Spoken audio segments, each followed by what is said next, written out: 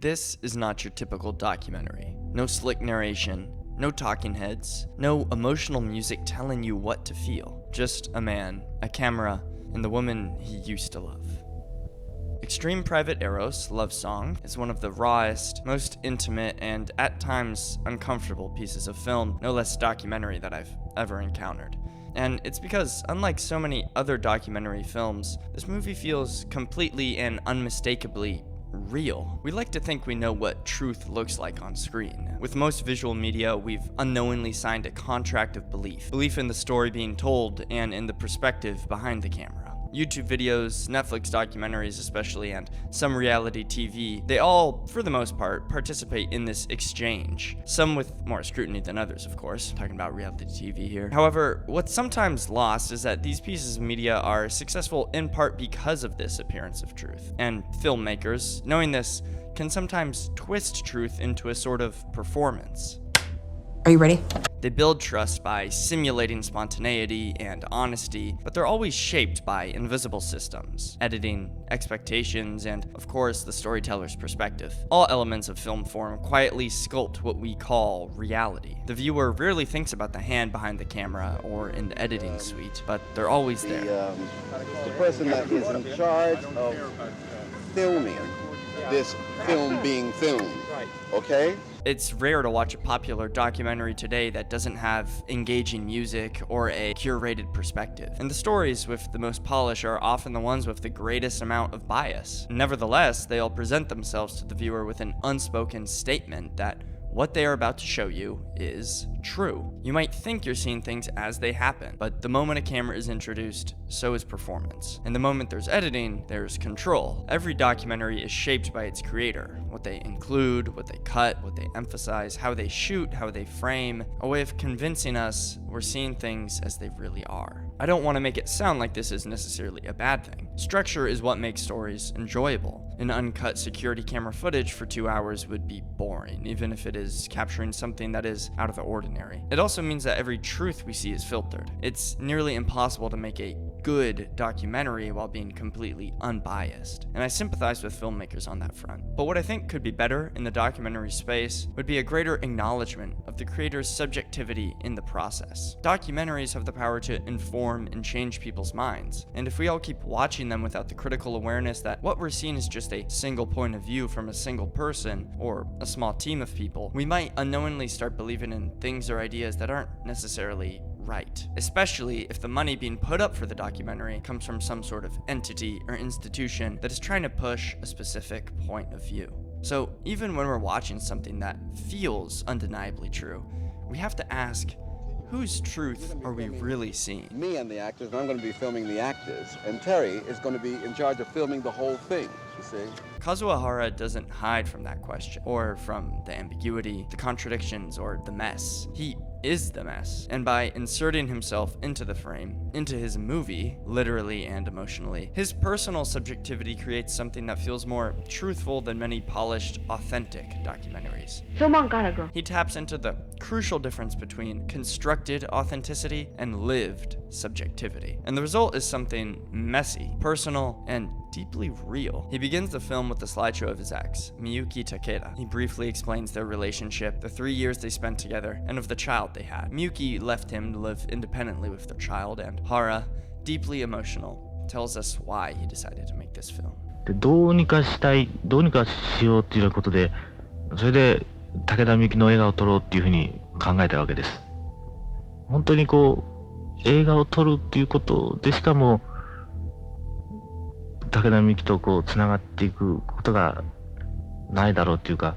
Hara positions himself as a kind of emotional documentarian. He's heartbroken, confused, and powerless, but he's also a filmmaker, and he has a responsibility to capture and document this time in Miyuki's life as honestly as he can. The movie is largely a portrait of this woman, but its central conflict lies in the very process of its construction. Hara is meant to be unbiased, calm, and document, all while his former lover meets and grows intimate with others, says harsh and belittling things right in front of him, and over time moves on. Here's Hara explaining it himself, taken from an in-person Q&A I was thankful to have attended at the Los Feliz American Cinematheque. And I knew that she's the one attacking me. I'm the one behind the camera. So I'm also behind the camera and also am the subject of her anger. And so I understood that this would be a process of really looking at my own embarrassment. So my whole question was, will I be able to withstand that throughout the entire documentary process?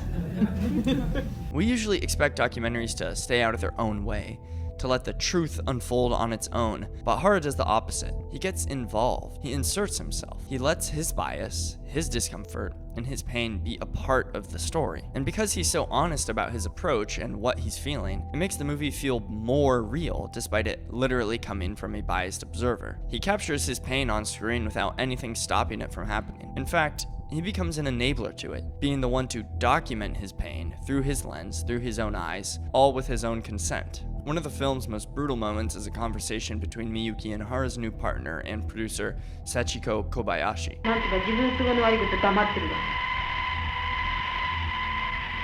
あんたにだって惚れるとか惚れないってのは一切言わないのはそうだわ。 Two women talk candidly about Hara, his ego, his artistry, his failings as a man. It's a devastating scene. And the fact that Hara left it in the final cut says something, not just about honesty, but about the strange intimacy that this film deals in. Here's someone that only chooses to stand, watch, and record as the two people that are most arguably close to him in his life belittle him. Instead of intervening as a human being, he chooses to intervene as a filmmaker. The emotional power of Extreme Private Eros isn't in its objectivity, it's in its contradictions. It's in watching someone try and fail to get closer to the truth through a camera lens. Despite his efforts in using this film as a jumping ground to remain close to Miyuki, in a sense, it can be seen as a way of letting go. It's like we're watching a prolonged therapy session for this guy who clearly has incredibly complex and complicated relationships. It feels real because we get to know his author so deeply. While we're watching, we don't take what he says at face value because, one, we know he's the type of person that would agree to make this sort of film to begin with, and two, we're able to see what he sees and hear what he thinks. The climax of the film comes suddenly when Miyuki, who was impregnated by a GI in Okinawa, gives birth to the child in her apartment without any assistance or medication. She asked Hara to film the event for her. It's not presented as some beautiful, transcendent miracle. It's painful, exhausting,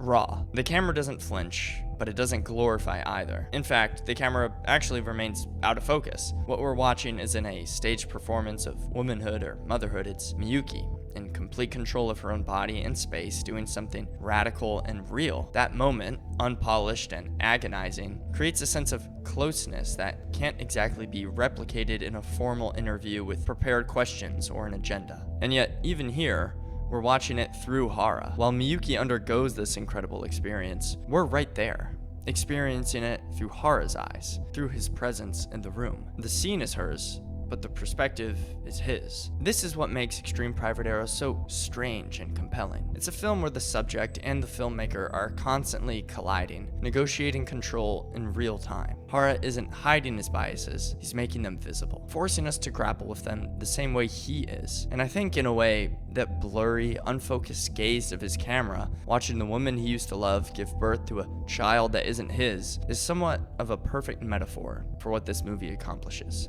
The boundaries between truth and fiction are hazy. The machinations of relationships can be complicated and seeped in middle gray. And we don't always know who we are or what it is we want until we've experienced this excruciating, uncertain blurriness. That's why I love this movie more than most documentaries.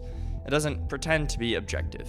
It leans into its subjectivity, because sometimes that's where we can make the most sense of the world. Visual media sells us an illusion of truth, a well-lit, well-edited, emotionally satisfying performance of authenticity. And for the most part, we accept it. We want our documentaries to feel real, not necessarily be real. We're more comfortable with structure than we are with chaos. But Extreme Private Eros doesn't give us that comfort. It gives us that chaos, and in doing so, it creates something more honest. Hara's film doesn't pretend to be neutral. It doesn't offer clean resolutions. It openly contradicts itself. He says he's making the film to stay close to Miyuki when, in reality, she's the one that invited him to film her birth. He films her to understand her, but the camera only seems to expose the gap between them. And yet all that messiness, the emotional whiplash, and the unresolved tensions, are what makes the film so powerful. It's not about finding the truth. It's about showing what happens to you when you try. There's a kind of nakedness to Extreme Private Eros that most documentaries avoid. And I don't just mean literal nudity, I mean emotional exposure, vulnerability, shame, the willingness to be wrong, to be selfish, to be seen. In a media landscape where authenticity is so often curated and monetized, especially on platforms like YouTube, this kind of raw subjectivity feels radical. でもそれだけで満足せんかったからあんたに出たわけじゃろうが一番。 Not because it's pure, but because it's honest about its impurities. Hara doesn't try to hide the contradictions. He hands them to us, unresolved, and dares us to sit with them. Maybe that's the closest thing to truth that we can get on camera. Hey, so that's a wrap. Sorry that I didn't do like the whole shebang with, the suit and all the lighting and me recording it in front of the camera and everything. I got pretty sick today this week, and I don't exactly have that much time as well this week. So those two things kind of made me do a little crunch time, and so I only had time to like record a voiceover, and that's why this video is also a little bit shorter than maybe you're expected. So sorry about that. But anyway, I hope you like it. Let me know what you think about this movie down below. If you're still watching here, just want to say I really appreciate you. Really appreciate all the support that my videos have been getting recently. Also, if you haven't seen the video I posted last week, that is by far the most work I ever spent on a video, so please go check it out. Here it is. Yeah, I love you so much. Bye. No, anyway, see ya.